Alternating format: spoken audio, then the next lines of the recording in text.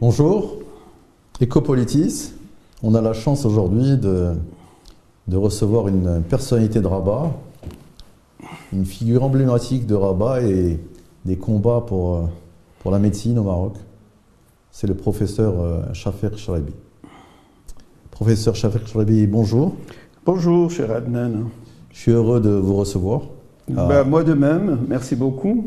À plus d'un titre. D'abord parce que vous êtes un grand médecin. Vous êtes connu et reconnu. Mais également pour tous les combats que vous menez. Parce que vous avez plusieurs vies dans une vie. Et donc je vais commencer par le début. J'aimerais que vous me parliez de votre enfance. Alors, mon cher Adnan, je pense que je vais vous étonner par mon enfance. Vous savez que j'étais un garçon... je suis né à Fès en 1956. Et donc j'ai grandi à Fès jusqu'au bac. Et j'étais un enfant très rebelle. Et j'étais pas bon élève. Franchement, j'étais pas bon élève. Et surtout que mes parents m'avaient mis, mon père qui était magistrat à Fès, m'avait mis au lycée Moulay Idriss. Lycée Moulay Idriss qui était un lycée qui me convenait absolument pas du tout. C'est un lycée d'excellence, Moulay Idriss. C'est un lycée d'excellence, certes, mais un lycée trop strict. Alors que moi, j'étais hyper hippie, avec des cheveux. Imaginez-vous que j'avais des cheveux jusque-là. Et j'avais des idées complètement de hippie, dans le temps d'ailleurs. Et c'était un lycée d'hommes, qui venaient un peu de partout, c'était des hommes en djellaba, avec des barbes, alors que moi j'étais complètement différent.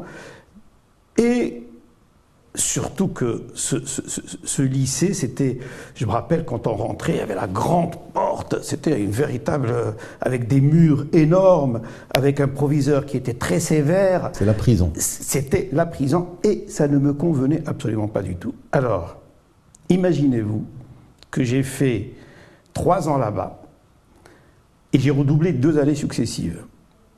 Ce qui a fait que j'ai été exclu de l'école. Exclu. Donc arrêt d'études. Qu'est-ce que j'avais? J'avais 14 ans. Et j'allais arrêter mes études. Et c'est grâce à ma mère qui a énormément, Allah yarhamha, qui a énormément insisté pour que je reprenne l'école. Et je disais rien. Ça y est, j'étais complètement... les mères sont souvent la clé. Hein. Heureusement qu'elle a insisté et elle m'a promis plein de choses. Elle m'a dit, si tu reprends l'école, je te promets, en fin d'année, en t'envoie à l'étranger pour des vacances. Si tu reprends l'école, on t'achète une moto, etc., etc. Et heureusement, j'avais un oncle, qui était au ministère de l'enseignement, qui lui a pu me remettre à l'école, au lycée. Alors là, j'ai changé de lycée. Ce lycée Moulay Idriss que je détestais d'autant plus, pourquoi je détestais aussi? Parce que moi j'habitais en ville nouvelle, et le lycée Moulay Idriss se trouve en Médina. Avec le froid de Fès, il fallait se lever à 7h du matin, prendre le bus pour y arriver, pour y descendre. Donc à chaque fois je ratais les 2 premières heures. Et vraiment, je partais avec vraiment pas du tout de gaieté de cœur. J'étais à contre-cœur, je partais à ce lycée. Donc j'ai changé de lycée. Et je suis allé dans un lycée mixte, un lycée beaucoup plus ouvert, un lycée qui était en ville nouvelle, à côté de chez moi. Et là, la métamorphose, le déclic. Du coup, j'étais devenu premier de la classe. Premier, je me rappelle que l'examen de normalisé, c'est-à-dire de brevet, j'ai eu une moyenne générale de 9 ou 9,5 sur 10. C'est ça, le déclic s'est produit. Le déclic s'est produit. Ça montre la dictature de l'environnement. Absolument. Souvent, l'environnement... Ça montre aussi que j'aurais pu, si j'avais quitté effectivement les études, à cause de ce lycée, j'aurais été chômeur, je ne sais pas ce que j'aurais été. C'est votre mère qui a été l'acteur principal de votre réussite. Grâce à ma mère, que véritablement j'ai pu, et heureusement qu'elle avait insisté. Quelqu'un d'autre qui n'aurait pas eu des parents, qui n'aurait pas eu, il serait sorti. C'est ce qui arrive à beaucoup de gens qui n'ont pas fait d'études. Parce qu'ils ont eu un petit problème de parcours. Et puis, il n'y a personne qui les a aidés, personne qui les a poussés à reprendre. Et puis moi, j'ai été arrêté, c'est-à-dire renvoyé. Ouais. Et heureusement, j'ai été quand même plus ou moins pistonné pour pouvoir reprendre le lycée. J'aime bien votre honnêteté intellectuelle. Parce que quelqu'un qui a votre parcours d'excellence, etc., vous avez été un grand médecin, et vous êtes toujours un grand médecin, aurait caché aurait dit non, vous savez, moi j'ai toujours été bon à l'école. Ah non, etc. non, alors là, justement, cette honnêteté intellectuelle, à tel point, bon, j'étais à Fès, donc connu, ne pas être bon élève, faire pas mal de bêtises dans le temps. Et d'ailleurs, les gens de Fès, du quartier et tout ça, quand ils voyaient que j'étais arrivé à être professeur, ou quand ils me voient à la télévision, quand ils me voient dans mes combats et ils n'arrivent pas à se dire c'est pas possible, c'est pas lui. C'est pas lui. Et ben, comme quoi, on peut bien sûr se métamorphoser. Il faut jamais avoir un enfant qui est perturbé ou perturbateur. Et quand on dit celui-là fichu, ben non, il peut changer. Chacun évolue à son rythme. Absolument, absolument. Moi j'ai vécu ça parce que bon, c'est pas toujours les mères qui croient. Moi, dans mon cas, c'était moi qui croyais à mes enfants. Moi, j'ai un fils aîné qui a commencé à travailler à partir de la première. Voilà. Il ne travaillait pas du tout. Il a commencé et puis après, il a eu une carrière extraordinaire. Mais il fallait croire en lui. C'est ça. Donc, souvent, dans mon cas personnel, c'est ma mère qui a cru en moi. Dans le cas de mes enfants, c'est moi, pas mon ex-femme. Et vous, c'est votre mère. Et très souvent, c'est les mamans. Ben oui, c'est la maman. D'ailleurs, j'ai autre chose à raconter à propos de ma mère. Alors donc, j'ai fait par la suite, j'ai passé mon bac. Alors imaginez-vous que dans le temps, le pourcentage, parce que j'ai fait un bac bilingue, donc marocain, que dans le temps, le taux de réussite au bac était de moins de 20%. Ouais, moins de 20%. C'était voulu. Je me rappelle... C'était voulu. Oui. C'est après le discours de Sa Majesté Hassan II qui avait dit ce n'est pas normal que le taux de réussite soit... Et puis hop, ça a changé de la première session à la deuxième session parce qu'il avait fait un discours après la première session et le taux est monté à 40 ou 45%. Mais là, moi je me rappelle, on était 40 ou 44 personnes dans la classe. On était 7 à avoir réussi le bac. Et je l'ai eu du premier coup. Cela veut dire que vraiment, ça y est, j'étais devenu bon élève, j'avais plus de problème. Ensuite, je me suis inscrit en médecine. Je ne devais pas faire médecine, mais je voulais faire médecine, mais il n'y avait pas de possibilité de s'inscrire en médecine. Je m'étais inscrit dans une école à Compiègne d'ingénieurs, préinscription. Alors, dans le temps, j'étais, tout en étant bon élève, mais en même temps, je faisais DJ en Espagne, chaque été. Et j'ai eu un souci pour aller passer mon concours. J'étais préinscrit à Compiègne pour passer mon concours dans cette école d'ingénieurs. Et donc, j'étais obligé de retourner. Je suis retourné, il n'y avait plus rien pour pouvoir s'inscrire. Je me suis inscrit à la fac des sciences en BG, biologie, géologie, tout en n'étant pas convaincu du tout. Et puis un jour, alors j'étais inscrit, et puis un jour, on me dit, la faculté de médecine a réouvert les inscriptions, mais les gens passaient la nuit à la porte. Il y avait la file, passaient la nuit à la porte. Au début, je me disais, ah non, je ne vais pas aller passer la nuit. Puis à un certain moment, j'étais avec un ami, on s'est dit, allez, on va passer la nuit avec on allumait des petits feux et tout ça, c'était à la faculté des Orangers. La faculté de médecine se trouvait aux Orangers. On a passé la nuit et à 8h, 9h du matin, j'arrive à rentrer et je me suis inscrit. Et comment d'ailleurs? C'est grâce encore une fois à mon oncle qui avait appelé le doyen de la fac des sciences qui lui a dit vous lui donnez son dossier, vous lui gardez sa place à la fac des sciences, il va tenter une inscription en médecine. S'il arrive, c'est bien. Ça y est, il quitte vous libérez sa place. S'il n'arrive pas, il revient. Je me suis inscrit. Et hop, C'était vraiment ce qu'il me fallait parce que je voulais faire médecine. Alors là encore, c'est parti comme sur des roulettes. Et vous avez fait médecine à Rabat. J'ai fait médecine à Rabat, la faculté de médecine de Rabat. Et vous avez quitté vos parents qui habitent Éphèse. Alors mes parents, comme je suis le dernier d'une fratrie de 7, D'accord. c'est eux qui m'ont suivi à Rabat. Ok, ils vous ont accompagné. Voilà, comme j'étais le dernier, tous mes frères et sœurs étaient partis, donc j'étais le dernier.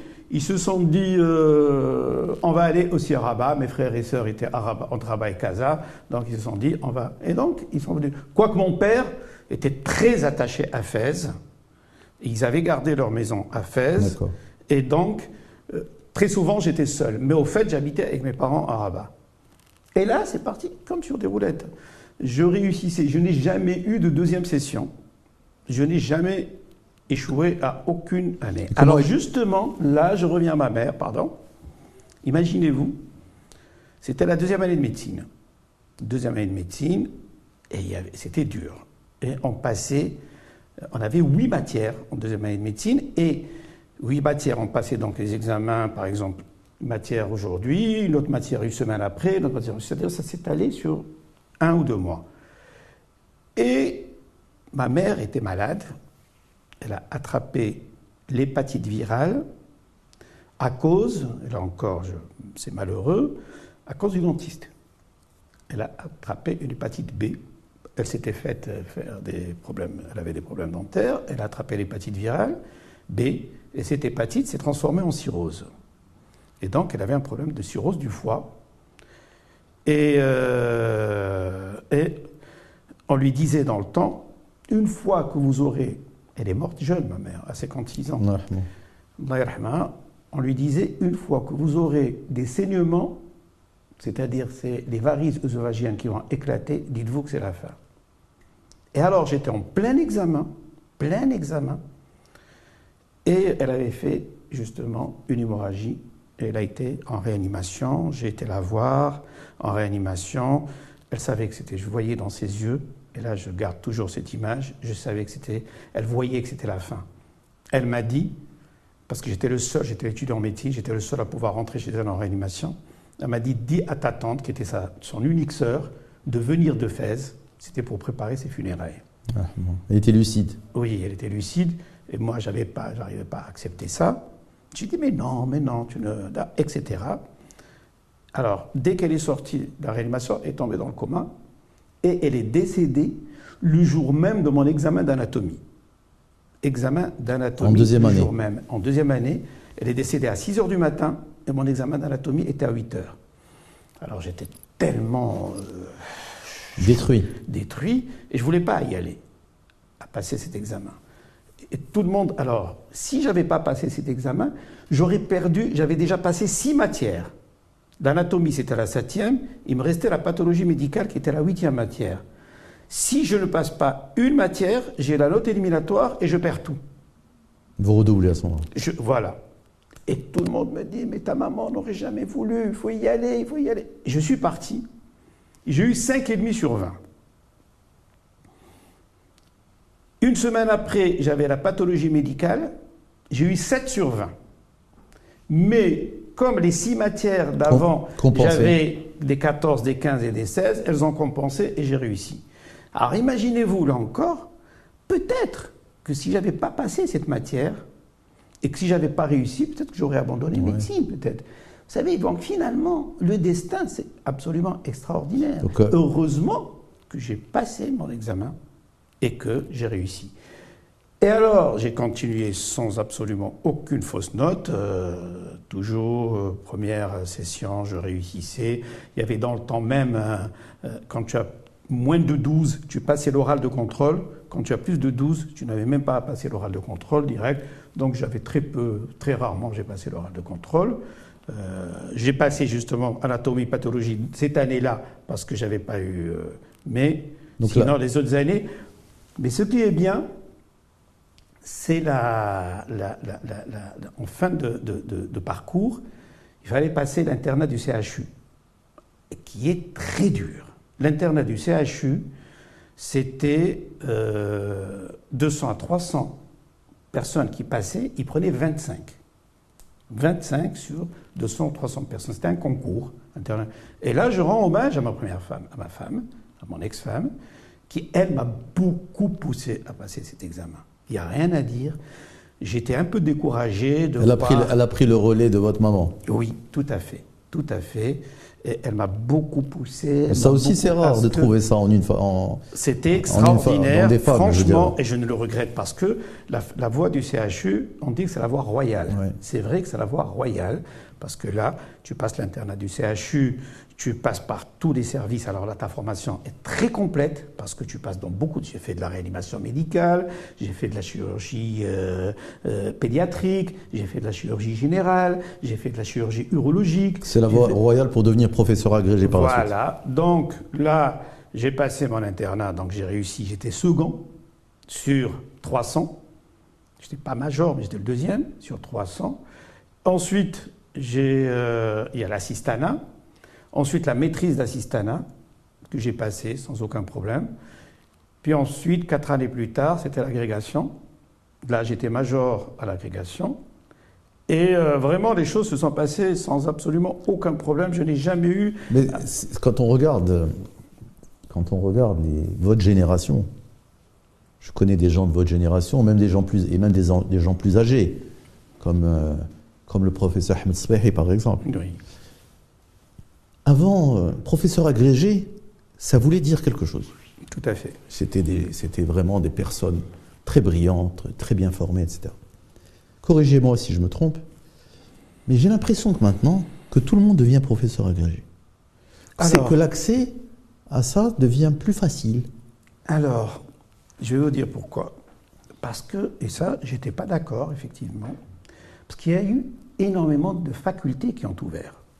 Il y a eu la faculté de Oujda, la faculté de Marrakech, la faculté de Tanger, la faculté d'El Ayoun, la faculté d'Agadir. Donc il fallait avoir des gens qui sont... Moi je voyais effectivement par exemple Fès où c'était à la cocotte minute. Voilà, c'était à la mais je ne dis pas qu'ils sont mauvais, mais c'était effectivement... D'ailleurs, ce que je reprochais, et je le reproche jusqu'à maintenant, à Rabat, moi, j'étais chef de service au CHU de Rabat. Et depuis que les autres universités ont ouvert, on n'a plus ouvert de poste d'assistant ou de maître assistant ou de rien. Cela veut dire que maintenant, moi, je viens de partir à la retraite. Celui qui vient après moi va partir. C'est-à-dire qu'il n'y a plus du tout de relève. Aucune à Rabat. Normalement, on devait, parce qu'il y a eu depuis maintenant un peu plus de 20 ans, le système a échangé. Normalement, donc, on passait l'internat, puis l'assistanat, maîtrise d'assistanat, etc. Maintenant, c'est le résidanat. Alors, à la fin du résidanat, qui est de 5 ans, par exemple en chirurgie, en gynécologie, les pathologies médicales, c'est 4 ans, soit que tu vas dans le public, c'est-à-dire médecin, on t'envoie en tant que médecin dans un hôpital public, soit il y avait ceux qui avaient le plus de chance, ils étaient bénévoles, qu'on appelle bénévoles, c'est-à-dire qu'ils ne touchaient pas de salaire, mais ils étaient libres de tout engagement. Une fois qu'ils ont fini, ils partent ouvrir leur cabinet. Soit tu passes le concours de professeur assistant. Et donc là, il fallait ouvrir des postes. Eh bien, ils n'ont pas ouvert de postes pendant des décennies. Ils n'ont pas ouvert de postes. C'est de la folie. Mais je dis, nous qui partons, le plus jeune dans mon service a 55 ans ou 58 ans. Il n'y a personne. Donc il n'y a pas de vision. Il n'y a personne. 58 ans. Donc cela veut dire que dans moins de 10 ans, ils vont partir. Tout le monde. Moins de 10 ans, 58 ans, c'est-à-dire 7 ans, 65 ans si on doit partir, eh ben, il n'y a personne, il n'y a aucun professeur assistant, aucun assistant. C'est ça, là. Et je te dis, dans les autres villes, ils ont ouvert. C'est ça la vision. C'est ça la vision. Il y a des pays qui ont une vision de la santé, de la formation des enseignants, des professeurs dans le domaine de la médecine, et d'autres n'ont pas de vision. C'est-à-dire, moi, je suis surpris parce que je me suis intéressé à la santé au Maroc ces dernières années. Moi, je suis économiste de formation, donc de temps en temps, je passe 3 mois à étudier un secteur pour savoir comment il fonctionne. Et j'ai vu que la santé au Maroc, malgré le nouveau modèle de développement qui consacre à la santé un chapitre, j'ai vu qu'il y avait des erreurs énormes qui ont été faites en termes de formation, en termes de privatisation de la santé au Maroc. Le fait qu'on ait autorisé des non-médecins à ouvrir des cliniques, c'est une erreur fondamentale pour moi, parce que ça veut dire que quelqu'un qui est un commerçant, qui vend des cacahuètes, demain peut banaliser l'acte médical. Pour moi, c'est inacceptable. Et on veut aujourd'hui rendre la couverture médicale au Maroc universelle. C'est impossible. C'est impossible compte tenu du fait qu'on n'ait pas de personnel de santé, du fait qu'on n'a pas formé des médecins et des infirmiers en nombre suffisant, et on veut. C'est un effet d'annonce, comme on fait au Maroc, c'est du marketing, voilà, bravo, nouveau modèle de développement. À la cocotte minute. Et c'est pas possible. Et les gens comme vous, comme j'ai cité tout à l'heure, Ahmed Sbahi, des gens qui étaient d'un niveau excellent, on les retrouve plus. Alors qu'est-ce qui se passe aujourd'hui?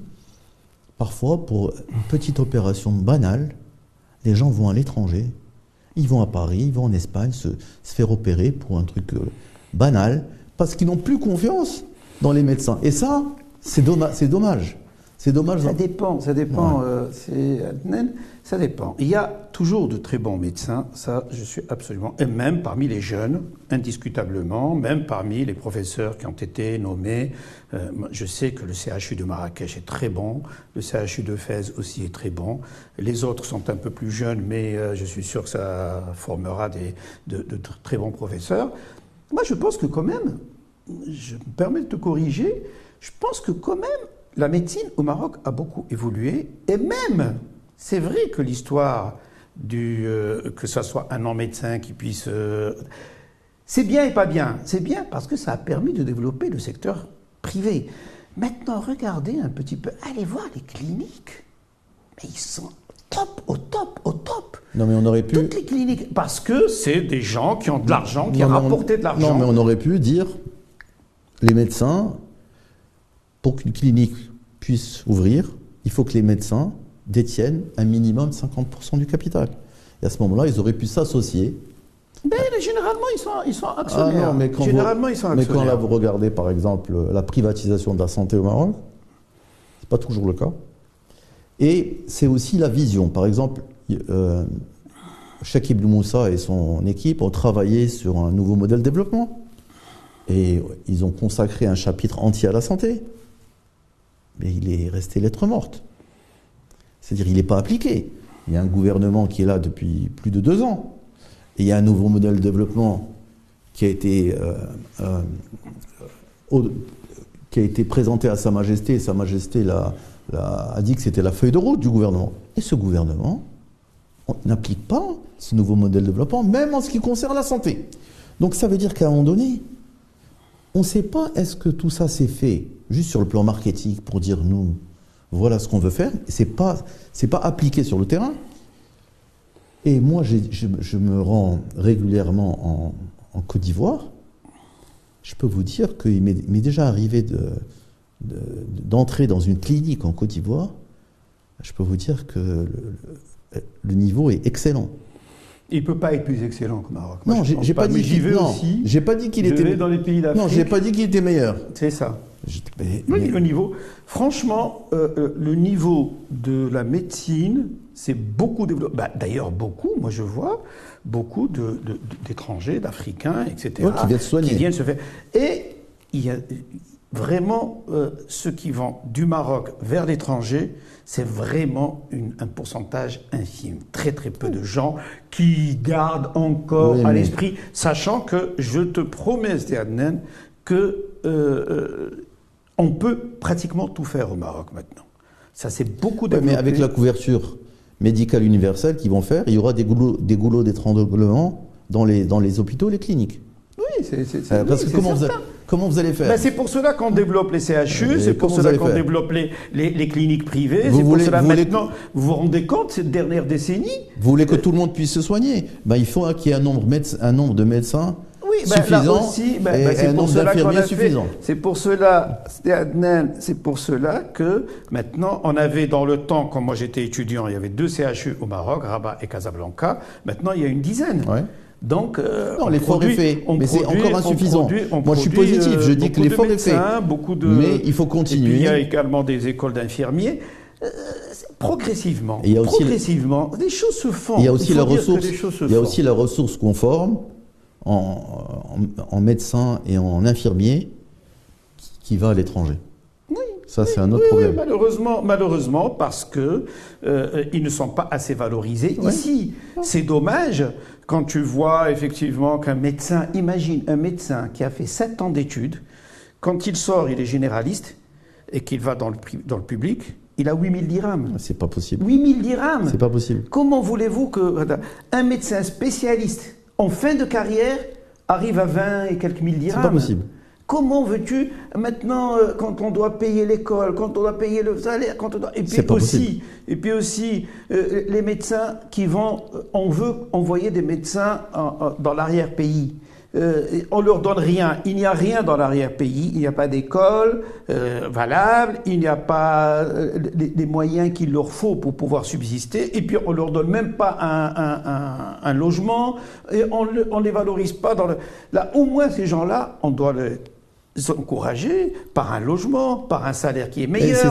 C'est ça la réflexion d'ensemble, la vision à 10 ans, à 20 ans qui n'est pas faite. Absolument. Et il n'y a pas que le côté financier, il y a le côté gouvernance. C'est-à-dire les gens ne partent pas que pour gagner plus. Bien sûr, si un médecin il part en Suisse, on sait que le salaire minimum en Suisse, c'est 4 000 euros. Tout à fait. Donc entre 8 000 dirhams et 4 000 euros, il ne va pas réfléchir. Tout à fait. Et surtout, un médecin, il ne touche pas 4 000 euros. Avec 4 000 euros en Suisse, il touche 6 000, 7 000. Absolument. Donc, ou au Canada. Donc tant qu'il n'y a pas une réflexion d'ensemble par rapport aux médecins, par rapport aux infirmiers, même les écoles d'infirmiers et d'infirmières privées, toute la promotion part à l'étranger. Certains même apprennent l'allemand, parce que l'Allemagne accepte. La France a fait sauter avant, quand on était médecin au Maroc, pour travailler dans le public, il fallait passer un examen. La France a fait sauter ça. Maintenant, un médecin marocain, diplômé d'université marocaine, il peut tout de suite aller en milieu hospitalier français sans passer aucune homologation. Donc, moi, quand je reçois un grand médecin comme vous, professeur de médecine, qui a travaillé dans le public pendant des années, puis après maintenant qui travaille dans 37 ans, dans le public. Voilà, et qui travaille dans le privé également. Et moi, je veux que des gens comme ça, des gens comme vous, ils s'expriment. Il ne faut pas que ce soit un économiste comme moi qui parle de la santé. Parce que même si j'en parle, j'en parlerai toujours moins bien que vous. Moi, j'ai besoin que des gens qui connaissent bien leur domaine, il faut qu'ils s'expriment. Et le problème, c'est que l'élite, comme vous, dont vous faites partie, elle n'est pas dans les partis politiques. Donc votre voix, on ne l'entend pas. Si vous étiez dans un parti politique, etc., moi je dis les médecins qui sont dans les partis politiques, souvent les moins bons, parce qu'ils ont utilisé le parti politique pour arriver à tel ou tel. Les meilleurs, ils ne veulent pas, parce que l'élite n'est pas dans les partis politiques. L'élite était dans les partis politiques dans les années 70 et 80. Ben oui, malheureusement. C'est fini maintenant. Alors un homme comme vous, il devrait au moins écrire un livre, dire voilà comment je vois, voilà ma vision de la médecine. Moi je vois, voilà, j'aimerais que la médecine au Maroc évolue comme ça. Parce que je sais qu'on vous a déjà proposé de participer à un parti politique, vous aviez refusé. Oui, ben justement, j'ai une anecdote là-dessus. J'avais été invité par M. Mezouer, qui était ministre des Affaires étrangères dans le temps. Il avait demandé à Mme Barka Bouaïda de m'inviter chez lui dans son bureau. Et donc j'ai été. Il me dit, je veux que tu rentres avec nous au parti et je te promets, prochain gouvernement, tu seras ministre de la Santé. Et il avait fait un truc, parce que dans le temps, la France, bon, comme il sait que je me bats pour, et là on va y arriver certainement, pour l'avortement, il m'a dit, comme la France venait d'enlever la semaine de réflexion pour l'avortement, il me dit, je ne te donne pas la semaine de réflexion, tu dois absolument rentrer. Je dis, écoutez, franchement, j'aurais voulu effectivement faire de la politique, mais je sais que la politique est difficile. Moi, je ne fais pas ça. Ce que je fais, tout ce dont ou ce pourquoi je me bats, c'est pas pour être ministre ou pour avoir de l'autorité. C'est parce que ce sont mes idées, parce que j'ai envie que les choses s'améliorent. Comme tu as dit, c'est Adnan, oui, je voudrais donner ma vision sur la santé. Ça, je l'écris dans des... Bon, je le dis souvent quand je suis invité sur un plateau, ou bien je l'écris. Vous savez que j'ai écrit un petit livre dernièrement sur mon parcours et sur ma vision sur la santé. Et donc, oui, c'est vrai que je n'ai pas fait de politique parce que je ne voulais pas... Généralement, quand on est en politique, on est très critiqué. On se fait des ennemis. Je n'ai pas envie de me faire d'ennemis. C'est vrai que j'aurais dû m'engager davantage, mais je crois que je n'ai pas assez la force pour... Non, vous avez fait beaucoup. Vous avez fait beaucoup. Vraiment. Mais vous avez fait beaucoup, mais vous avez choisi de faire ça dans un cadre d'ONG, etc. C'est ça, parce que les gens, ils se disent, celui-là qui se donne, c'est qu'il veut être ministre. Je ne veux pas être ministre. Je ne veux pas. Je veux me battre pour mon pays, pour mes concitoyens, pour les choses que je vois. Moi, je n'ai pas la langue de bois. Je parle, je le dis toujours. Oui, j'ai toujours proposé des choses. Par exemple, je vais vous dire, la maternité des Orangers où j'étais. Imaginez-vous que c'est un CHU, c'est un niveau 3.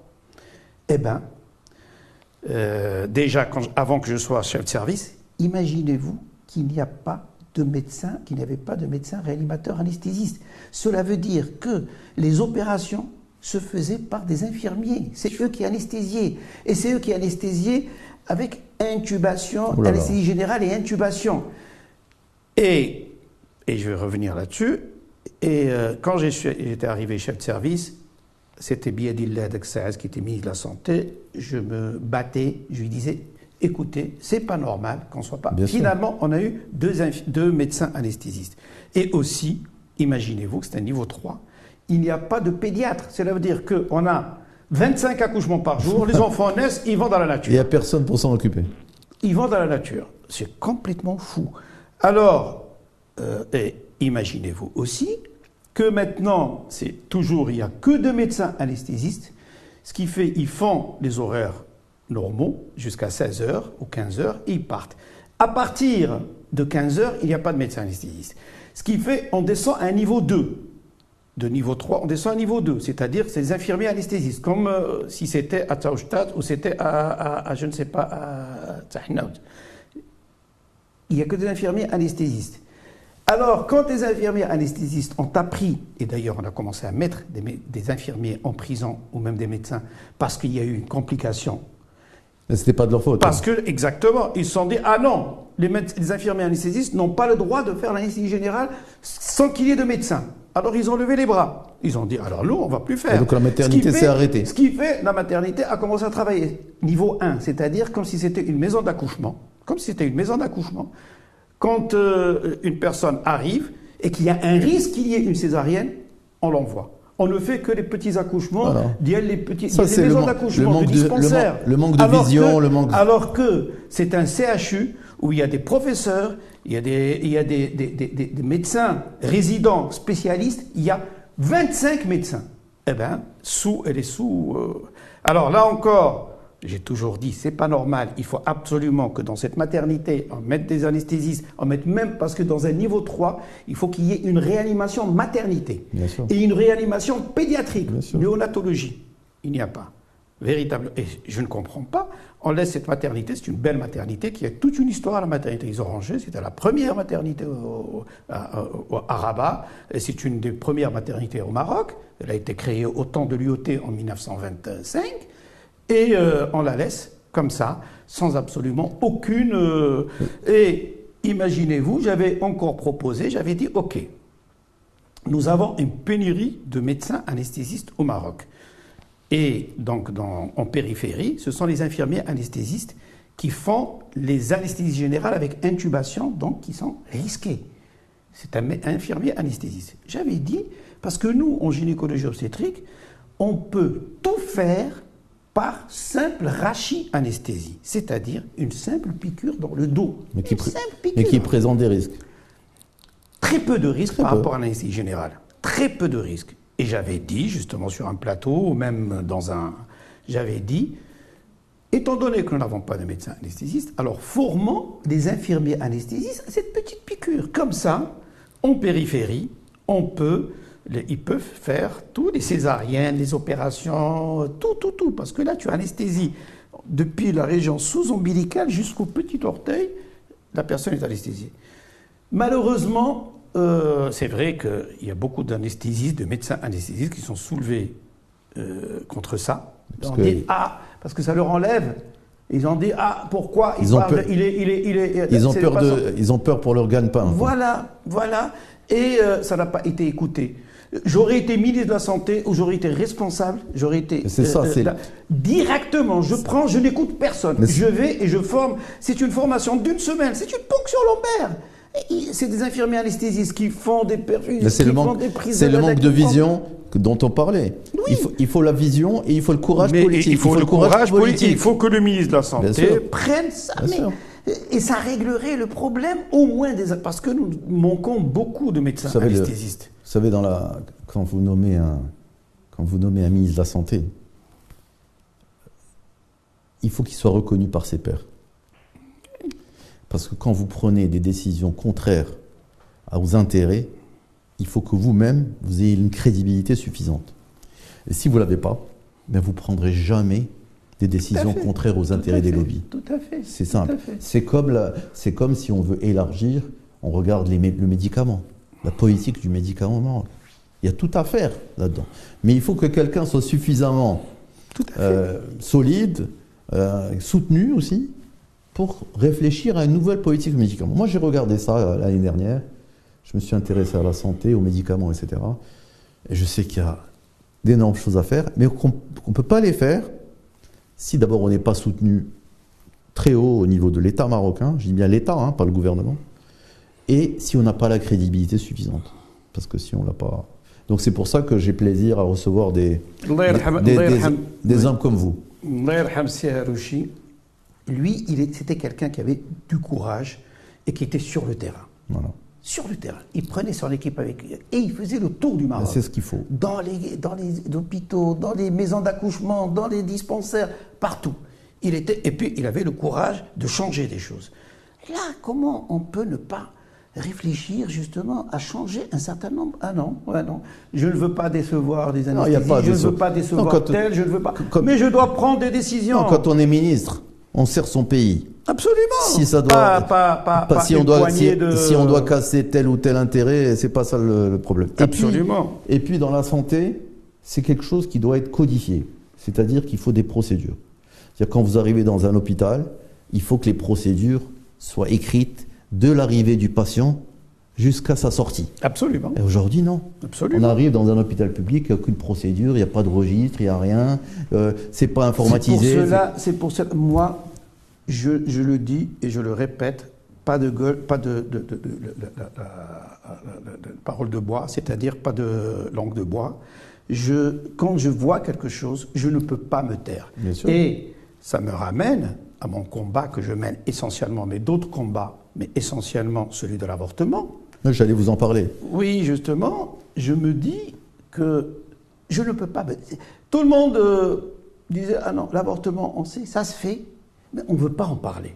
Ah non, il faut qu'on en parle. Mais combien il y a de morts? Oui, combien il y a de décès et de complications et de morbidité. Bien sûr. Mais je voyais, moi, quand j'étais à la maternité, je voyais des femmes qui amenaient leur enfant qui avait un problème de grossesse, malheureusement, de façon malencontreuse, soit par viol, soit par inceste, soit pas parce qu'il est mineur et n'a rien compris, on lui a tourné autour, soit parce que elle s'est trompée, ou il y a eu quelque chose, l'erreur est humaine, ou bien soit parce qu'un couple marié mais qui a une malformation fœtale grave, un enfant qui n'a pas de tête ou qui n'a pas de bras et qui vient vous supplier de lui faire l'avortement et vous dites non, la loi ne le permet pas, et ils vont alors se faire leur avortement de façon clandestine ailleurs, pas dans les règles de l'art, et qui nous reviennent avec des complications gravissimes. telles que des infections, des hémorragies, des délabrements génitaux, des intoxications aiguës parce qu'elles ont des morts, de choses, et bien entendu des décès.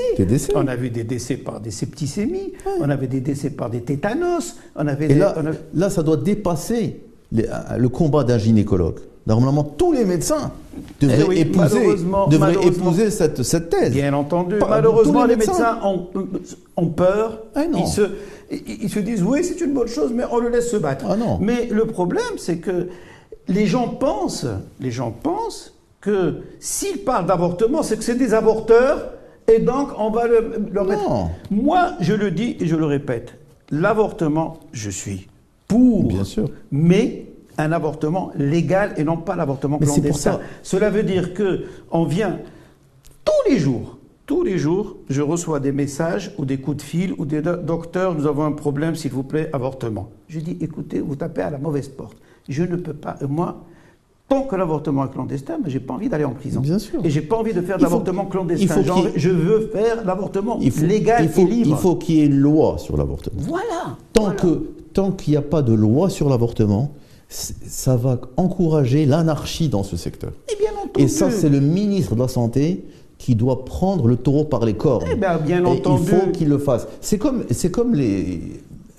je vais bientôt recevoir une mère qui a 2 enfants autistes. Il n'y a rien n'est fait pour les autistes dans ce pays. Rien. Ouais, et maintenant, il y a des autistes adultes. C'est malheureux. Rien n'est fait. C'est malheureux. Le ministre de la Santé, il ne doit pas attendre que ce soit les députés qui fassent la promotion de loi.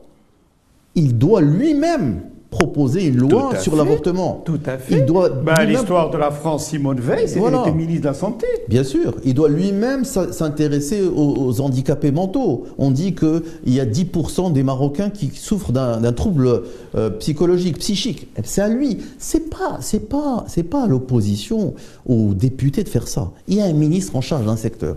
C'est à lui de le faire. Bien sûr. Vous aviez parlé du docteur El-Harouchi, Allah rahmou. Vous savez, c'est la santé, c'est quelque chose de transversal, parce que ça concerne l'ensemble de l'économie d'un pays. Et on voit le niveau de développement d'un pays par 3 choses. La santé, l'éducation et la justice. Et la santé, c'est prioritaire. Absolument. Et quand on voit que... Le niveau de développement d'un pays, et puis également, et là on va y arriver aussi, par ses libertés fondamentales. Bien sûr. Quand on voit un pays qui autorise un certain nombre de choses, où il y a une ouverture d'esprit, il y a une ouverture dans les libertés fondamentales, ça donne confiance. Bien sûr.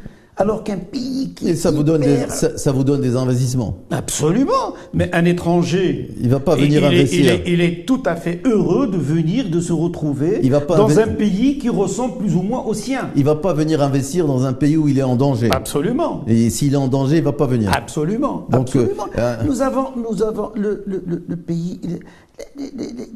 La société évolue. Tout évolue. Il faut absolument qu'on évolue avec la société.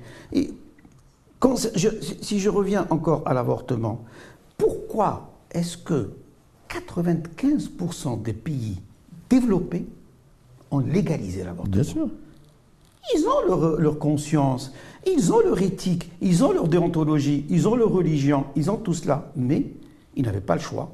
Ils ont donné le droit à la femme de faire son avortement parce qu'elle ne peut pas. La grossesse est absolument impossible. Elle est non désirée et impossible. D'abord, c'est non seulement un droit humain fondamental, mais c'est un problème de santé publique. Bien entendu, parce que c'est un problème de santé publique. Oui, il y a des décès. C'est pas seulement pour faire plaisir à des gens. C'est un problème de santé publique. Tout à fait. Ça coûte à la société. Tout à fait. Donc il y a des gens qui sortent mal formés, il y a des femmes qui meurent, etc. Tout à fait. Donc ça, et les partis politiques, ils devraient s'exprimer sur ce sujet. Il ne devrait pas se cacher derrière un paravent de... Il y a beaucoup d'hypocrisie. Voilà, il faut dire, voilà. C'est comme, tout à l'heure, on a parlé des autistes. L'avortement, il faut que ce soit les partis politiques, il faut que ce soit le ministre de la Santé qui prenne le taureau par les cornes et qui règle ça. Au moins, on dira, voilà, l'indice de développement humain, le Maroc a légalisé l'avortement. Il a fait une loi, qui est claire, précise, doit être claire, précise, avec le bien sûr, on va profiter de l'expérience des autres pays. On ne va pas inventer la roue. Tout à fait. Tout à fait. Quand on voit que depuis nous, le débat, ça fait maintenant des décennies que nous sommes en train de débattre sur cette histoire d'avortement, et je n'ai pas l'impression que ça avance. Mais imaginez-vous que même, alors je ne parle pas, comme j'ai dit, des pays développés qui ont largement plus de 95%. Qu'est-ce qu'il y a en Europe qui n'a pas, c'est peut-être la Pologne et le Vatican. Mais sinon, tous les autres pays ont. L'Amérique du Nord, bien entendu, le Canada, les États-Unis, bien que les États-Unis, il y a eu ce débat aux États-Unis il y a 2 ou 3 ans, mais les États-Unis, il ne faut pas croire qu'aux États-Unis l'avortement est interdit. Non. Le Congrès avait donné la possibilité aux États, s'ils veulent interdire. Il y a 1 ou 2 États. Voilà, mais ça n'empêche pas quelqu'un d'aller ailleurs et se faire avorter. Donc le problème. Où est-ce qu'on voit le problème maintenant c'est en Afrique, en Amérique latine et tout ça. Eh bien, ces dernières années, plusieurs pays d'Afrique ont légalisé. Bien sûr. Le Bénin a légalisé. Bien sûr. Le Botswana a Bien légalisé. sûr. Le Cap-Vert a légalisé. L'Afrique du Sud a légalisé. La Tunisie, ça a toujours. Donc, c'est des gens qui ont avancé. Allez, avançons. Nous, on ne veut pas avancer. Je ne comprends pas pourquoi. On ne veut pas avancer parce que c'est un pays qui est conservateur. Et on attend que toutes les décisions soient prises par le roi. On attend tout. Mais le roi, il y a une constitution de 2011. Faut pas. Il y avait le Maroc avant 2011 et le Maroc après 2011. Le Maroc après 2011, il y a un chef de gouvernement qui prend les décisions. Tout à fait. Les domaines réservés de Sa Majesté sont connus. Tout à fait. Les affaires étrangères, l'armée, la police, etc., ils sont connus. Le culte, des choses régaliennes. Par contre, il y a un chef de gouvernement qui doit agir. Absolument. Il ne doit pas juste nous faire du marketing à longueur de journée. Et il faut qu'un ministre de la Santé s'attelle à régler les problèmes. C'est là où on a besoin de l'élite politique à des postes sensibles comme ça. Le ministère de la Santé, bien sûr, tout à fait raison, doit, parce que c'est un problème de santé publique. Bien sûr. Et le ministère, il doit justement présenter des projets de loi, etc. Et aussi, c'est ça que moi j'ai toujours reproché au ministère de la Santé et aux autres. Le ministère de la Santé doit... C'est ce que je disais, je suis en train de faire votre travail. Bien sûr. Je fais votre travail. Bien sûr. Ce n'est pas normal. C'est à vous de montrer les chiffres, c'est à vous de montrer qu'il y a ça. Il y a aussi les sociétés savantes, bien sûr, en gynécologie obstétrique, qui doivent aussi faire des écrits, qui doivent faire publier des choses comme quoi l'avortement clandestin est responsable d'une certaine morbidité et d'une certaine mortalité. Et puis il y a aussi le Conseil de l'ordre des médecins qui doit aussi se... Alors si on se mettait tous, la société civile que je représente en tant que médecin et le ministère de la Santé, les sociétés savantes. La société civile, le savante Conseil de l'ordre, ils peuvent faire du lobbying. Bien sûr. Par contre, c'est à l'exécutif de faire la loi. Oui, mais ils vont faire du lobbying, ils vont faire de la pression. Bien sûr. Pour que l'exécutif se rende compte. Mais si je suis tout seul à parler comme un fou... qu'est-ce que tu veux ? Les partis politiques. Ils se disent, combien de fois, moi j'ai vu des responsables, ils disent, mais pourquoi les autres ne parlent pas ? Pourquoi le Conseil de l'ordre ? Pourquoi les sociétés savantes ? Les partis politiques, ils surfent sur les discours de Sa Majesté. Ils attendent que Sa Majesté, dans un discours, dise... Sa Majesté a été clair. Il a été clair. Et eux, ils attendent. Mais non, mais c'est pas... Sa Majesté, rappelez-vous que en 2015, en mars 2015, il avait convoqué le ministre de la Justice, le président du CNDH et le ministre des Affaires islamiques. Il leur a dit, vous devez débattre sur cette question d'avortement. Et vous m'amenez les... Effectivement, il avait donné 1 mois. Et au bout d'1 mois, on est revenu, après avoir mené des consultations, on est revenu comme quoi l'avortement pouvait être libre, au moins dans 4 ou 5 situations. C'était un début. Viol, inceste, malformation fœtale et les femmes qui ont un handicap mental, c'est-à-dire les irréguliers mentaux. Déjà, c'est un bon début. Et malheureusement, depuis 2015, rien. Parce que ça a été adopté par le Conseil de gouvernement en 2016, c'est passé au Parlement, et puis plus rien du tout. Parce que c'est la volonté politique. On en arrive toujours.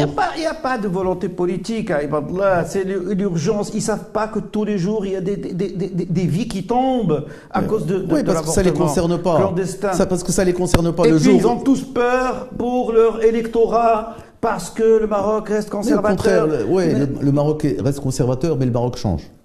Le Maroc est en train de changer. Donc le Maroc est en train de changer et les conservateurs eux-mêmes devraient y faire attention. Bien entendu.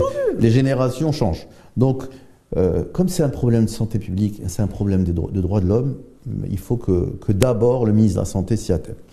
Vous avez d'autres combats. Je sais que vous avez récemment monté un collectif avec d'autres personnalités. Oui.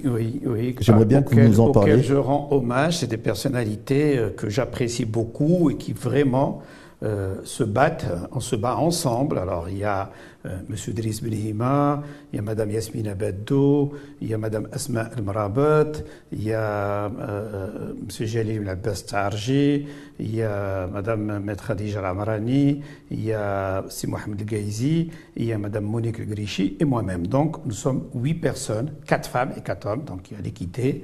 Et nous avons fait un collectif pour proposer des réformes dans les libertés fondamentales, aussi bien dans le code pénal que dans les libertés, dans le code civil.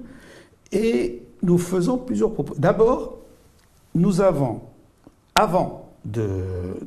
mené des discussions larges, d'abord avec parce que on revient toujours aux questions de la religion. Donc, nous avons, avec l'appui de Mme Asma El-Marabat, nous avons consulté beaucoup de religieux, sur un certain nombre de choses. Vraiment, nous avons été assez exhaustifs et assez... par exemple, la liberté du culte, de la religion. Pourquoi faut-il absolument que tu naisses musulman ou que tu naisses... c'est à toi de ta religion. Parce que le code pénal du Maroc, il punit. Non, il y a autre chose. C'est pas que le code pénal, c'est la Constitution. La Constitution, parce que la Constitution, l'islam est la religion d'État. Mais on doit l'islam et la religion. Mais ça, tu as le droit, c'est la religion d'État, oui, dans la Constitution. Mais tu as le droit de choisir ta religion. Pourquoi, par exemple? Là, il faut qu'il y ait une réforme constitutionnelle pour faire ça. Prenons l'exemple, celui qui naît à Sebta et celui qui naît à Fnidq, à 4 km de Hada. Celui qui naît à Sebta, il est automatiquement chrétien. Celui qui naît à Fnidq est automatiquement musulman. Mais c'est la loi du hasard. Ça, c'est... Moi, j'ai parlé du premier... Encore à Sebta, il a la liberté de culte, mais au Maroc, on est musulman. Ça, c'est la Constitution qui le dit. C'est pas en Espagne, c'est pas le cas. La Constitution dit Amir al-Mu'minin est garant de la religion. C'est Amir al-Mu'minin. Non, mais on dit aussi l'islam est la religion d'État. Mais est-ce que tu es obligé d'être musulman? En tous les cas, c'est quelque chose qui peut-être. Aujourd'hui, dans les textes, oui. Parce que on doit. Moi, je vois beaucoup d'Africains qui étaient musulmans, qui sont devenus chrétiens, qui étaient chrétiens, qui sont devenus musulmans, etc. Ben, c'est selon leur liberté de conscience et leur liberté de conscience. Parce que la religion, c'est une foi. Je pense que ça, c'est très clivant, mais je pense que vous défendez pas que ça. Non, pas du tout. Mais j'ai commencé par ça qui est le plus. Ça, c'est le plus clivant. Nous défendons absolument. Nous défendons le droit à l'héritage. On veut absolument supprimer at-ta'sib. Cela veut dire quand une personne n'a pas de garçon, que ce soit les oncles et les autres qui héritent. Pas qui héritent, qui participent à l'héritage. Non, mais qui héritent une bonne partie. Ouais. Et que les filles ont une partie très faible. Ça, il faut enlever. C'est indiscutable. Le mariage des musulmans, des musulmanes aux non-musulmans, cette histoire qui c'est quelque chose. Ah ouais, shahid. On sait très bien que c'est du pipeau. C'est juste parce qu'il faut faire. Mais ce n'est pas. Et ça, c'est ridicule. Encore ça, c'est pas. Non, mais c'est ridicule. Mais on doit être. Nous, on veut juste qu'il n'y ait pas d'hypocrisie. On veut que les choses soient. Pas d'hypocrisie. Également, l'héritage des non-musulmans. Il n'existe pas. Pourquoi, là encore? Parce que, justement.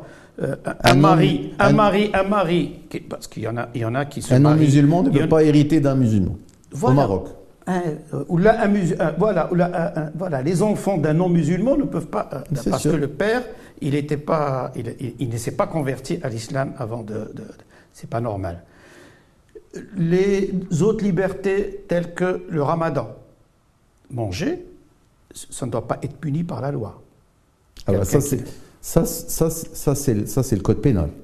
Et ça, moi, je vous dis, on est dans le C'est code pénal et dans le code civil également.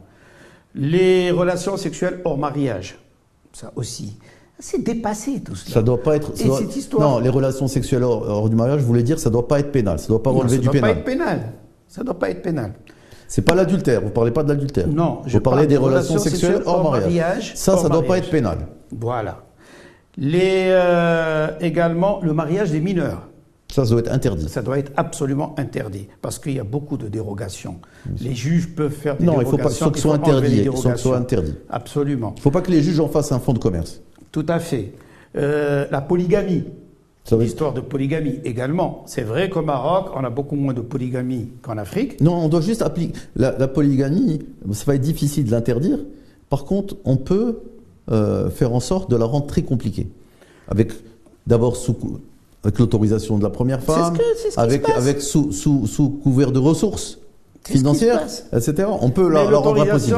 Il y en a plein qui... Non, on peut la rendre impossible. Qui impose à la femme de lui dire, chouf, tu vas me donner l'autorisation, sinon je te dis quitter, oui, mais si on applique les textes, où il y a l'égalité de traitement des épouses en termes de ressources, on peut pas, là, on éradique la polygamie. Parce que la polygamie, c'est assez facile d'éradiquer si on applique les textes. Eh ben, on a pu l'éradiquer au Maroc, parce qu'elle ne concerne que 0,5 ou 1%, voilà. Ce qui est complètement par rapport aux pays d'Afrique. Et est-ce que vous avez réfléchi par rapport au divorce? Oui, justement, par rapport au divorce également. Donc, bien sûr, le divorce shiqaq, ça c'est quelque chose qui est admis et qui est... Mais ce qui est important au niveau du divorce, c'est d'abord la partie que doit prendre la femme. Après le divorce, cela veut dire que s'ils ont ce qui a été constitué pendant leur période de mariage... il doit être divisé en deux. Non, on ne parle pas de diviser en deux. Un certain pourcentage que le législateur peut pas diviser en deux. On peut arriver à 20%, on peut arriver à 30%. En fait, là, moi j'ai fait un peu de droit. En fait, ça c'est ce qu'on appelle la communauté réduite aux acquis en France. C'est pas la communauté universelle, c'est ce que le couple a pu acquérir pendant les années de mariage. Voilà. Donc c'est la communauté réduite aux acquis, c'est 50%. Et ici, ça ne se fera pas. Voilà. L'histoire, ça ne passera pas. Donc on se dit un certain pourcentage. Mais le pire, ils peuvent se mettre d'accord lors de l'acte de mariage sur ça. Mais le pire, c'est par exemple un couple qui divorce et le père, il ne paye que l'école. Et la mère, elle se retrouve avec des charges énormes parce qu'elle a tout ce qui est nourriture, tout ce qui est activité, tout ce qui est loisir, tout ce qui est habits, etc. Et finalement, la mère ne s'en sort pas. Donc là, il faut une réflexion globale par rapport à ce que chacun va payer, surtout quand il y a des enfants. Et là, pour l'instant, c'est là où le bas blesse. Tout à fait. Alors là encore, toujours dans le divorce, on plaide pour une garde partagée. Cela veut dire, ce n'est pas la mère qui garde les enfants 6 jours sur 7 et le mari n'a le droit qu'un jour. Non, une garde partagée. Ils peuvent très bien se mettre d'accord pour qu'une semaine. Mais c'est sur un accord. C'est un accord. C'est-à-dire qu'il a le droit. Ce n'est pas que automatiquement les enfants vont à la mère. Non. Ils ont le droit se mettre la garde. Et si la femme à l'étranger. Si la femme se remarie, il faut qu'elle puisse garder ses enfants. Exactement, ça encore. Le fait du remariage de la femme ne fait pas qu'elle va perdre la garde de l'enfant. Non, elle peut garder ses enfants à condition, bien sûr, que le mari ou la femme ait une bonne conduite. C'est clair. Ça, c'est important. Également, la tutelle est importante. Comment une mère qui a la garde des enfants, et c'est le père qui a la tutelle, la mère ne peut rien faire s'il n'y a pas le père. Ouais. Et là encore, ça pose des problèmes, parce que quand il y a des conflits entre la mère et le père, il ne veut pas signer les choses. Non, mais là, il ne peut pas voyager avec, et il ne peut pas faire un passeport. Non, mais là, il faut remonter plus haut. Plus haut, pourquoi? Parce que même quand le couple fonctionne, même quand ils sont mariés, le tuteur légal, c'est le père. Il faut le savoir. Donc, il faut réfléchir donc à la tutelle légale. Pas seulement en cas de divorce. C'est-à-dire il faut qu'il y ait une tutelle partagée. Parce qu'aujourd'hui, dans le droit marocain, quand vous êtes marié, le tuteur, c'est le père. C'est ça. Après, quand il divorce, même si la femme a la garde, le père continue d'être le tuteur. C'est ce que je dis, et là, il refuse de délivrer l'autre. La mère n'est pas autorisée à voyager. C'est ce que j'étais en train de dire. C'est ce que j'étais en train de dire. Mais moi, ce que je disais, c'est qu'il faut réfléchir à la tutelle, même s'ils sont mariés. Oui, bien sûr. Parce que si... Pendant et en dehors. C'est pire encore en dehors. Bien sûr. Donc, ça... Puis également, le fait de on dit la mauvaise conduite de la femme, il suffit que l'homme, par exemple, qui veut reprendre les enfants, il va lui mettre derrière un huissier de justice, et si elle sort, ou si elle est avec des amis aussi, ils vont dire mauvaise conduite, il y a il y a beaucoup de femmes qui ont perdu aussi leur droit de garde à cause de ça. Donc tout cela, ça doit être revu. Bon, moi je suis un féministe, donc c'est pour ça que je me voilà, je le suis aussi, c'est pour cela que je défends... Voilà. Moi je suis féministe, c'est pour ça que je vais vous poser une question dans ma bouche, c'est le nom féministe qui la dirait, mais comme moi tout le monde sait que je suis féministe, je peux le dire. Et est-ce que en cas de non-paiement de la pension, est-ce que ça doit rester pénal? Est-ce que l'homme doit aller en prison? Vous savez, ça arrive rarement. Ça arrive. Dans les milieux populaires, ça arrive. Je peux vous dire que ça arrive. Eh bien, si la personne a les moyens et a l'argent, oui, il faut, parce que sinon, il va falloir que... parce que si la personne a d'abord, il faut que ça passe par des saisies, pas la prison. On doit faire saisie sur les revenus. Sur les revenus, sur ce qu'il a, sur ce que la personne a. Pas sur son patrimoine, c'est pas liquide, mais sur les revenus, oui. Mais déjà sur son patrimoine aussi, on peut très bien saisir, on peut vendre aux enchères et non, on peut faire une saisie conservatoire, mais pour arriver à saisie exécutoire, moi je suis juriste, c'est assez compliqué. Par contre, on peut faire une saisie arrêt sur son salaire. C'est ça. Là, on peut prendre on peut prendre tout de suite. Ça se fait. Ouais. Ça se fait. C'est vrai que le pénal doit arriver en dernier. Parce que, effectivement, mettre le père des enfants en prison, c'est pas évident. Et c'est pas. Si la personne a les moyens, parce que la femme doit prouver que la personne a les moyens. Parfois, dans les milieux effectivement défavorisés, l'homme n'a rien. Non, il n'a rien. Et pourquoi il irait en prison? Pourquoi il irait en prison? Mais s'il va en prison, il ne pourra pas travailler, il ne pourra pas payer la pension. Absolument. Non, là, s'il n'a rien, il n'a rien. Moi, je me dis, c'est s'il a saisi sur ses biens, saisi sur son revenu, sur ses... Et... Là, il va payer. Là, il va payer. Moi aussi... D'ailleurs, il paraît que même l'histoire des chèques au Maroc, ça ne va plus être pénal. C'est parce que les gens... Parce que c'est un des rares pays où le chèque est pénal. Parce que les gens vont l'utiliser de moins en moins. Par contre, moi, il y a quelque chose à laquelle je suis favorable, qui n'existe pas aujourd'hui. Pour moi, un expert comptable, un commissaire aux comptes, il doit faire une attestation pour déterminer les revenus des personnes avant qu'elles divorcent. Oui. Pourquoi? Parce qu'il y a des gens qui gagnent des... Par exemple, moi j'ai une amie qui était mariée à un milliardaire à Fès. Le gars, il a des centaines de milliards. Il a des centaines de milliards. Et il lui paye 15 000 dirhams par mois. Et ça ne lui suffit même pas pour faire vivre ses enfants. Donc là, il faut qu'il y ait un commissaire aux comptes qui puisse déterminer le revenu des personnes avant que le juge... Parce que le juge... aux comptes ou bien l'avocat de la partie adverse de la femme. Non, l'avocat de la partie... Non, il faut que quelqu'un... il faut un expert, parce qu'il faut que ce soit impartial. Parce que les avocats, chacun défend sa... C'est ça. Mais l'avocat, il va prouver comme quoi le monsieur est archi-milliardaire. Non, mais pour qu'il puisse le prouver, il faut qu'il y ait un texte de loi qui dise que le commissaire aux comptes doit être dans la boucle et il doit déterminer les revenus de la personne. Sinon, parce que le juge ne connaît pas. Le juge, il fait ça à la tête du client. Le client arrive, il dit non, moi j'ai pas, ça fait 3 ans que mes affaires marchent pas. Le juge dit 3 000 dirhams. Oui, mais le gars il gagne 300 000 dirhams par mois. Pourquoi il va payer 3 000 dirhams? Donc si on met dans la boucle un expert comptable, commissaire aux comptes, agréé par les tribunaux, on aura un texte écrit. Et là, on pourra acculer la personne à donner réellement le montant à ses enfants. Bien sûr. Donc il faut professionnaliser la justice. Mais je reviens à l'histoire de la prison pour ceux qui... Moi, je dis que c'est complètement injuste, effectivement, que quelqu'un qui n'a rien, et qui va en prison parce qu'il n'a pas de quoi donner. S'il a... Oui, effectivement, il doit payer et on doit faire... C'est ça. Donc, c'est vrai qu'il faut enlever carrément cette histoire, puisqu'on peut faire des saisies sur le salaire, des saisies même, rien que le fait de poser une saisie sur une prénotation, sur un titre, ou sur... Ça aussi, ça va le pousser à payer.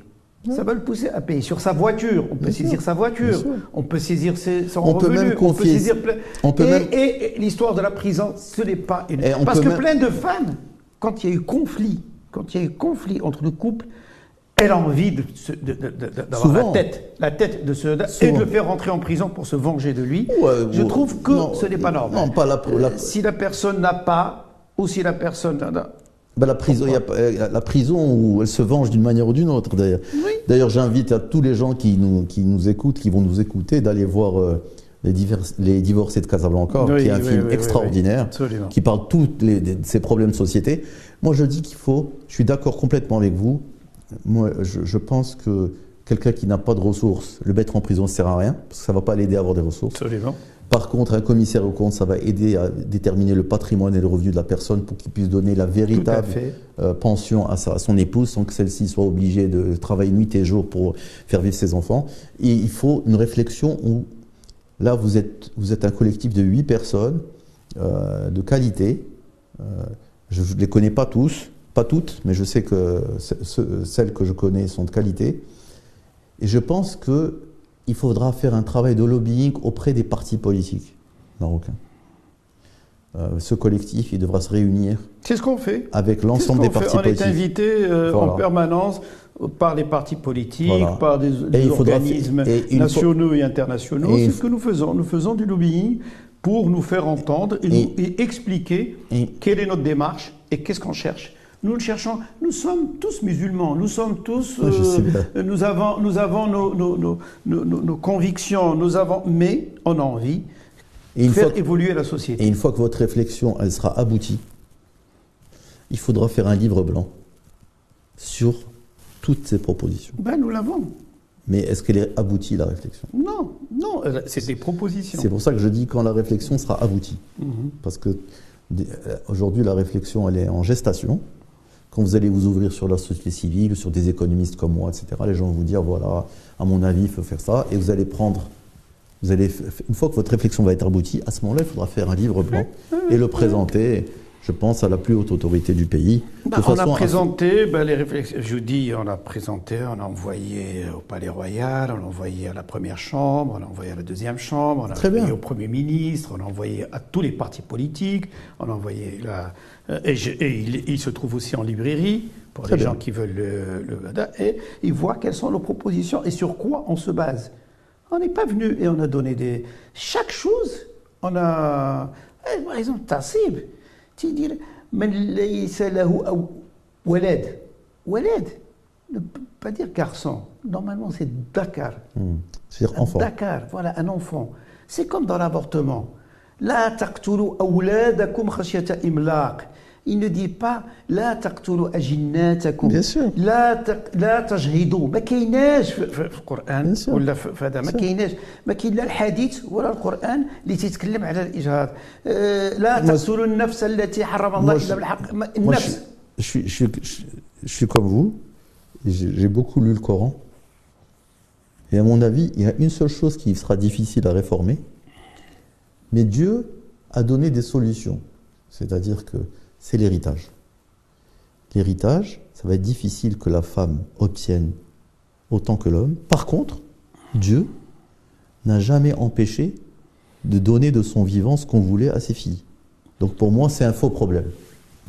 Oui. Parce qu'on a une fille, on peut tout à fait faire l'équilibre et lui donner de son vivant ce qu'on veut. Oui, mais ça pose des problèmes, là. Ça pose des problèmes si tu as envie de donner à tel et pas à l'autre. Non, mais parce que l'autre va s'y retrouver, le garçon va s'y retrouver au moment du décès. C'est tout. Donc il y a une vision prospective de ça. Mais je suis d'accord avec vous et en grande partie avec tout ce que vous avez dit. J'ai eu grand plaisir à Merci beaucoup, moi aussi. À faire cette émission avec vous. Merci. Et je vais vous laisser, comme vous êtes un homme de combat, vous êtes un homme qui se bat pour un idéal, qui se bat pour un Maroc meilleur. Tout à fait. Vous n'avez jamais été un carriériste, quelqu'un qui voulait arriver à des postes politiques, etc. Vous êtes très connu à Rabat, à Casablanca, peut-être moins dans les autres villes. Je vais faire quelque chose que je ne fais pas d'habitude. Je vais vous laisser le mot de la fin.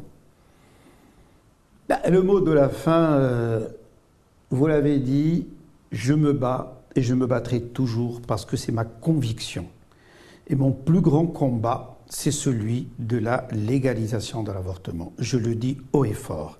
Légalisation de l'avortement parce que je vois que beaucoup de gens souffrent à cause des grossesses non désirées. N'importe qui peut tomber dans ce piège. N'importe qui.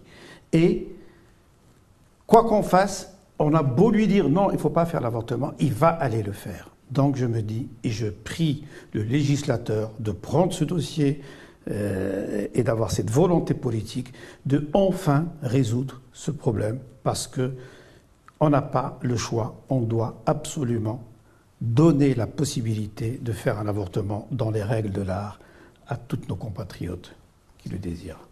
Sur ces paroles sages, on va remercier le professeur Schwabé d'être venu et j'espère qu'on aura l'occasion de le revoir encore une fois avec nous. Merci à vous, merci de nous avoir écoutés. Merci beaucoup. Merci.